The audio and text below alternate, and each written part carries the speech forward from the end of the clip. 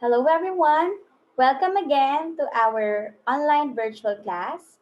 Okay, with me, your language teacher, Mrs. Lagunsad. Okay, so I am glad that still remember what are the important details that you discussed or that what have you learned from the FB Live last meeting. So for this day, we are going to elaborate more or discuss further uh, the topic that we have watched last meeting. Okay, let's start.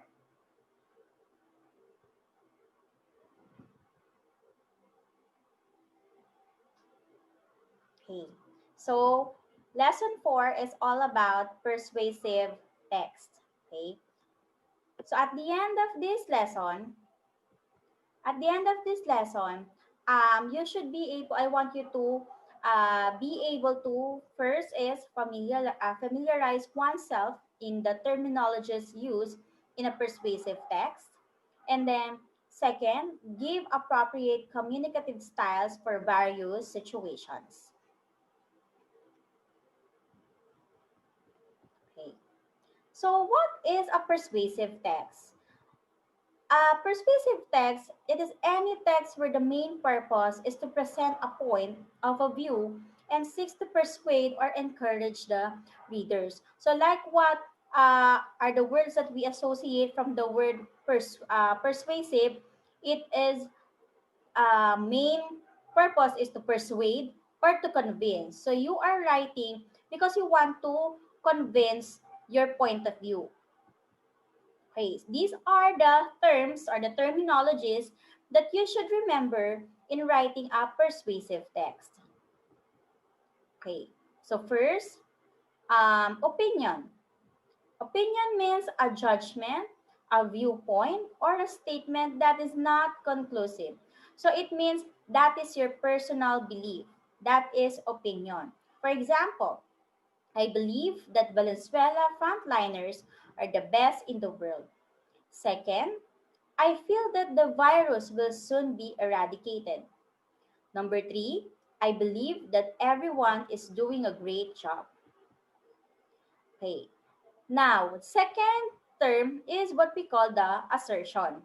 Assertion is when someone makes a statement investing his strong belief in it and as if it is true, though it may not be. So when you say assertion, it is also your beliefs, but then you have a feeling that it is true. You have a probably a 50% or a 90% chance that your assertion or your prediction, your point of view is true without any evidence or facts at all.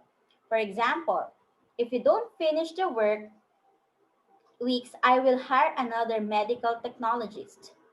Okay, number two, I have given my best effort to deliver the relief goods, so you should recognize and appreciate it. So when you say assertion, these are the things that you say, but then uh, there's also the tendency that it will be come true. Here are the expressions that you can use when you're expressing your opinion or assertion. So we have I think, I believe, for, or to me, in my opinion, I feel, in my eyes, to my mind, as far as I'm concerned, from my point of view, I would say that, I have the feeling that, I have no doubt. Okay, next is a rhetorical question. So a rhetorical question is a figures of speech in which the person who is asking the question is trying to make a point. He or she is not interested in getting an answer to the question. So when we say rhetorical question, it seems that you are only talking to yourself. You are just only asking questions to yourself. You are not expecting any answer to reply to you or to give you back the answer. For example, I have here a question, but this is not an example of a rhetorical question. Would you like fries with that? Okay, this is not a rhetorical question because it can be answerable by yes or no. Another, do you know where I can find the nearest gas station? In this second question, this is also not a rhetorical question because uh, you demand or you are requiring a person to answer your question. Next, what is your name? Another is this one. This is not a rhetorical question because you are seeking for information. Now, what is the use of rhetorical question? Let's have the examples. Example, how would you feel if you were in the shoes of our frontliners? Now, in this example, you are just asking a question to yourself. You are not expecting to give back another answer or a reply. Next, have we lost our humanity? Because of fear, that's why some are discriminating our frontliners. Humanity, because of fear, that's why some are discriminating our frontliners. Okay, this also can be uh, an answer or a question that can be given to you at the back of your mind. Next term is what we call the counter argument. It is when you write a persuasive speech, make an argument or your thesis statement and support. When you counter argue, you consider a possible argument against your thesis or some aspect of your reasoning. It presents you as the kind of person who weighs alternatives before arguing for one. When you say thesis statement, it is the problem that you want to arise or the conflict that you want to arise on your topic or on your writings. Okay, we have the three structure or parts of a persuasive text. We have introduction, main body of the text or the body, and then lastly the conclusion. So the introduction, it is an opening statement of the essay or the text. It is presenting the issue of argument and the writer's point of view. So in introduction, you give your, or in this part, you give or state your point of view or what you believe. Aside from that, thesis, you also declare or present your thesis statement. So like what I've said up before, when you say thesis statement, these are the problems or the conflicts that you want to arise on your essay or on your text. So what are the components of a thesis statement? It should be the subject or the topic that you want to talk about. Second is conflict. Conflict is the problem. And then your opinion or what you believe in or your assertion that could be possibly true on the topic that you are given. Next is the main body of a text. It is a paragraph stating each argument is given. The most important argument is given in the first paragraph. Less important arguments follow in order, supporting evidence. Reasons or facts are given for each argument. So in the body of the persuasive text, this is the most important part because you are or the content of this are the research, okay? The research that you've conduct, okay, on the subject or the topic that you wrote. The body of your paragraph must reflect the research you have done. So like what I've said, you should support or you should attach your point of view with supporting evidence such as facts from your research. Each point in your introduction paragraph must have its supporting research in the body of your paragraph. So it's not necessarily you just state your opinion or your assertion in a certain issue or topic. It should be always attached with or supported by evidences, researches, and facts. Okay. Next, conclusion, the last one. The issue is repeated with a short summary of the argument stated in the main body. A concluding statement is given. So in conclusion, this is the summary of what you have stated in the introduction and in the body. It should restate your thesis statement and main points of your interest. It should tie all your points together. So like what we have said a while ago, you should sum up. Okay, you should summarize.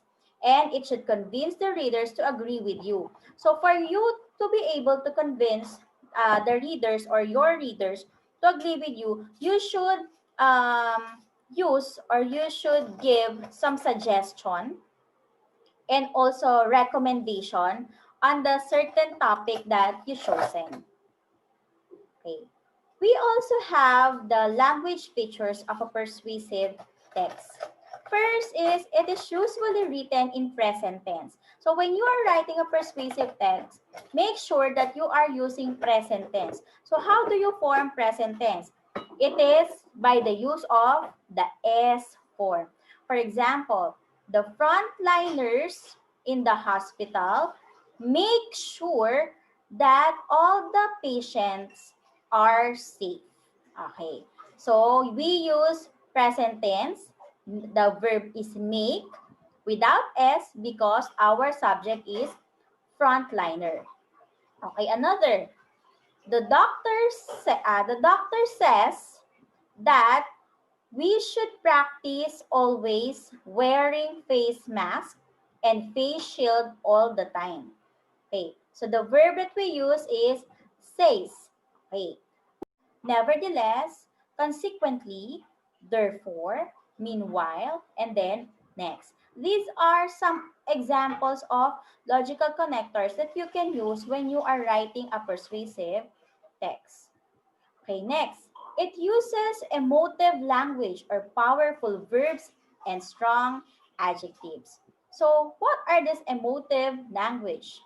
Okay, for example, we need harsher punishments for youth offenders who commit acts of violence. So what are the powerful verbs and adjectives used in this sentence? So we have the, okay, commit, and then we also have the violence. So this is what we call emotive language. Second example, an innocent bystander had his face shredded by broken glass when the drunken idiot lost control. So we have a lot of adjectives and strong verbs in the sentence. Okay, let's have first the verb. We have shredded. Okay, we also have the adjectives such as broken glass and then the drunken idiot. Okay. Those are examples only of emotive language.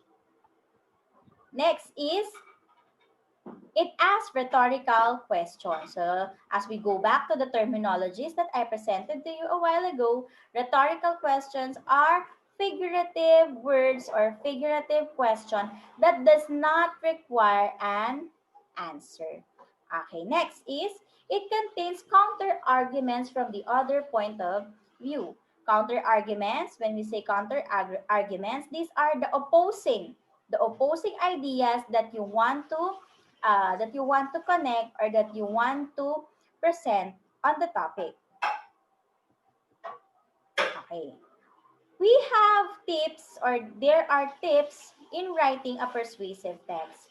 First is present logical arguments. So you must know what are the arguments or the opposing details that you should present in your essay. Next is convince the readers. Remember, the main purpose of persuasive text is for you to convince your reader or your audience. Next, select a subject.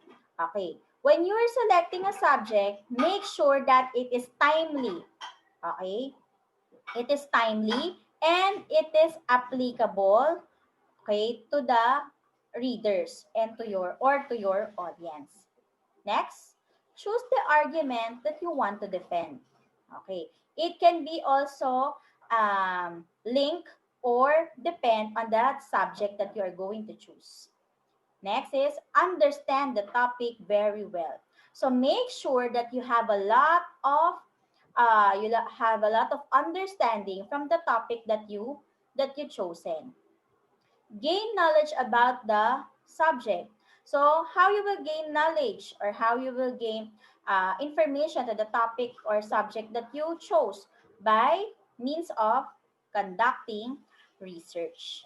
Okay, then next, counter your opponent's points. So, you can also take down of those uh, opposition or opponents of the subject, and then you, what do you call this? You raise your point of view or your beliefs. Then lastly, remember, here are the key points in writing a persuasive text or essay. In the introduction paragraph, you need to select a topic and write a thesis statement that displays your reasoning and research as part of your introduction. Next, the body of your text must explain the points that you will discuss. Use your body to elaborate the points in your introduction. Then lastly, for the conclusion, must tie all your thoughts together and convince your readers to agree with you. So, these are all the general things that you should do when you are conducting or when you are planning to write a persuasive text. Remember its structure, the introduction, the main body, and then the conclusion.